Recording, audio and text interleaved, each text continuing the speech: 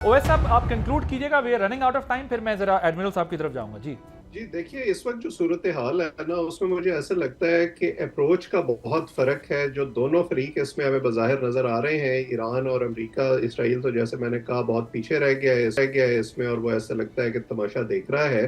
दोनों की तरजीहात में बहुत फर्क है। अमेरिका का ऐसे लगता है कि सिर्फ वाहिद मकसद ये है कि किसी तरह से वो अपनाए हुर्मस खुलवा सकें। उनका जो माशी मसला अमेरिका के अंदर है, जो सदर ट्रंप के सियासी मुस्तकबिल से जुड़ा हुआ है, क्योंकि नवंबर में बस मुद्दती इंतखाबात हो रहे हैं अमेरिका के अंदर, और ऑलरेडी अमेरिकी मीडिया ने और तज्जियाकारों ने यह कहना शुरू कर दिया है कि अगर यही सूरत हाल बरकरार रही तो सदर ट्रंप की पार्टी जो है वो कांग्रेस और सेनेट दोनों का जो कंट्रोल है वो लूज कर जाएगी।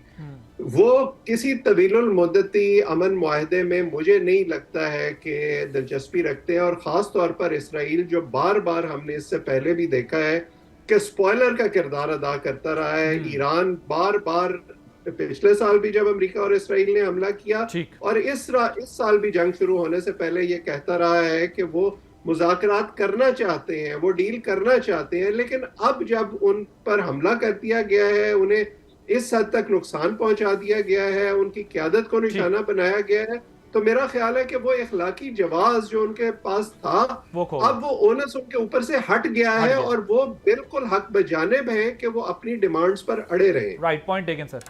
एडमिरल साहब क्विकली जरा, बिकॉज टाइम थोड़ा सा कम है, जरा आप इस पर रिस्पॉन्ड कीजिएगा। पाक बहरिया ने आज एंटी शिप क्रूज मिसाइल्स का एक सक्सेसफुल तजुर्बा किया है।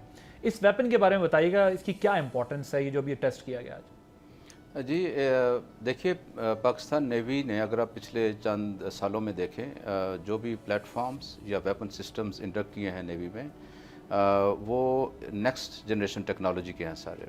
अब अभी आपने कुछ दिन पहले बल्कि देखा होगा कि पाकिस्तान नेवी ने ship launched ballistic missile launch किया, जो कि लॉन्ग रेंज वेपन सिस्टम है और बैलिस्टिक मिसाइल है। और आज जो लॉन्च किया गया है ये एयर लॉन्च्ड बैलिस्टिक मिसाइल है।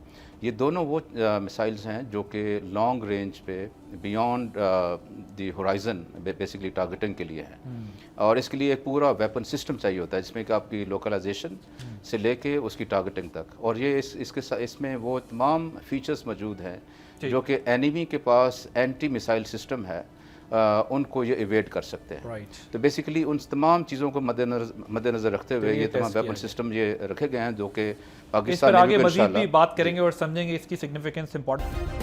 सब्सक्राइब करें और बेल दबाएं ताकि कोई खबर रह न जाए।